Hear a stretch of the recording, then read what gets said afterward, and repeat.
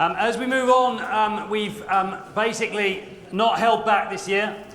We've flown over our very, very own PhD here, who's just travelled thousands of miles just to talk to you guys. He's a fellow called Christopher Gaulke. He's a lecturer in food and beverage management at the Cornell School of Hotel Administration. He teaches courses in food service management, restaurant management, purchasing, supply management, as well as product development. 15 years experience working in a variety of different food service operations, quick service, casual, upscale restaurants, as well as institutional food service. Significant knowledge both back, front of house, and held several top managerial positions, including GM, exec chef, food and service manager. Whilst he was doing his MBA, Christopher's passion for teaching was kind of realized. He got his PhD at Purdue University, where he focused his studies on food service operations, local food supply chains, and regional food hubs.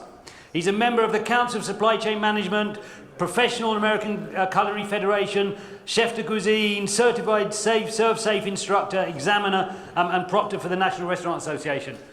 He's going to give us some insights into procurement, and then we're going to all talk together and have a panel. Christopher, the floor is yours. I didn't know you were going to read that whole thing. Thank you very much. It's quite an honor to be here. I want to thank Jim Prevor and the hosts of the show for having me here today. It's been great for myself to come over and the students that we have with us. Honestly, I'm going to kind of keep this short and sweet because, to be honest, a lot of what I had to say has been covered. I'm going to talk a little bit about the U.S. market. Apparently we're a little behind in the slide deck. That's quite all right. But I'm going to share a few insights with the U.S. market. And what I've definitely witnessed and heard today is that we're having the same issues that you're having. And I think we're having them all at the same time. And so that's what we're going to kind of explore. We're going to talk about some of the economic, the social, the political impact of what's happening. We don't need to pull it again. But one of the things that's very interesting, I was listening to Steve Simon's talk. The beauty of going in the afternoon is that you get to hear all the wonderful insights from everyone else.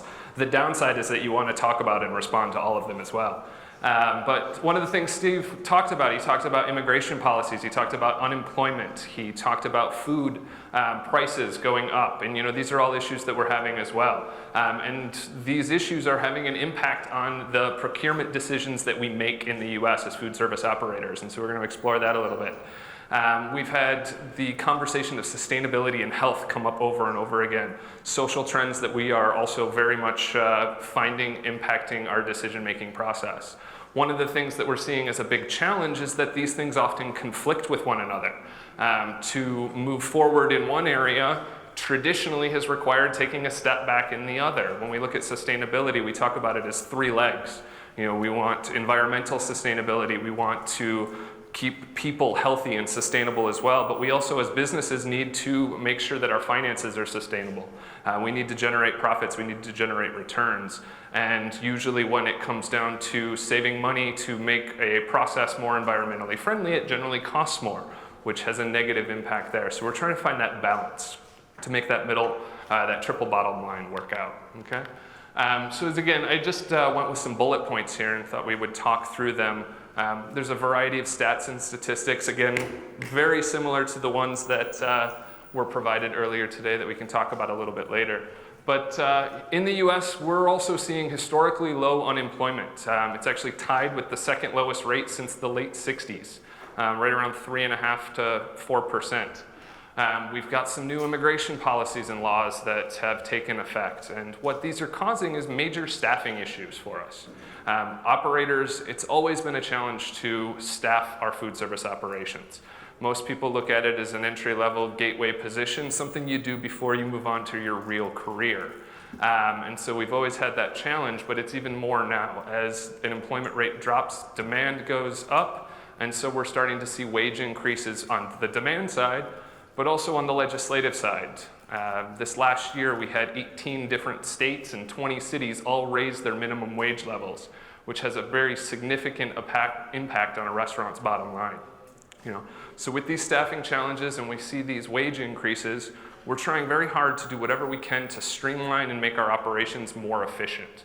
And what that means on the produce and the procurement side is that we're looking to purchase more value rather than produce it. So we're looking to the industry to provide products with some value add that enables us to reduce the labor burden in-house, gives us the opportunity to have our staff freed up for other tasks and other responsibilities. And again, that presents a bit of a challenge because when we look traditionally at value-added products, they're often not seen as sustainable. They're often not seen as healthy. There was the debate about frozen vegetables earlier today that was fantastic. Nutritionally, frozen vegetables are fantastic. They are generally frozen at their peak freshness. All of those nutrients are retained, but from a chef's perspective, from a quality perspective, they're often lacking, right? And so we have this kind of divergence or this confliction that's creating a little bit of an issue. Also on that sustainability side, like we've got this increased demand for local, regional foods. And the challenge with that, because it's more sustainable, we're reducing food miles in that case. We're giving people the food that is closer and fresher and more healthy because it's not traveling long distances. But again, at the same time, most of the local regional structures aren't set up with the infrastructure necessary to provide that value add that we're now looking for as well. So we're not finding producers in our local area that are able to chop the broccoli to the specs that we're looking for, or to combine various ingredients, or sometimes even deliver in the quantities that are required by our operation. We're staying here in this very, very large hotel. London, a little bit different than Ithaca, New York, perhaps, but we operate a very large hotel there, and it's a challenge to bring in the local tomatoes that we might need for a banquet function such as this, because no individual farmer in the area produces enough of them. So what we're seeing is an increased demand in distributors that are able to actually act as kind of a new type of middleman, for example, or intermediary, where they're actually able to aggregate and process these products on a regional basis in order to work with the different companies that are looking for them. We're seeing a lot of our growth being driven by these small micro chains that are very nimble and very able to change and move and modify their menus, but they also have the resources available to invest in equipment. We're seeing commissaries have had a significant increase in recent years because of that lack of infrastructure. And so operators are building their own commissaries in order to produce the products to their specifications, ensure consistency, while at the same time, again, freeing up that labor for other tasks as well. Okay. Transparency and traceability kind of relates back to that idea of sustainability. We're seeing that not only do people want to know where their food comes from, and that's why they're so focused on local, regional, but we've also had recent legislation put into place in the US in the Food Safety Modernization Act that's mandating new systems and processes in order to ensure that we can track food back to its primary source, that in the event that there's a food safety issue or concern, we can trace it back to that source, identify the situation, and make sure that the food that is in that system, that is in that chain, remains healthful and is able to be served to our customers and our guests without having a negative impact on their health. Okay. Like you, we're currently in a situation where we're having some global trade concerns. With the recent political change in the US, we are seeing a lot of negotiation, a lot of long-standing trade agreements are being renegotiated right at the moment, and a lot of operators, small and large alike, are very worried about what that's going to look like. As we kind of sit down and renegotiate NAFTA, what does that mean for our avocado prices in 2 years?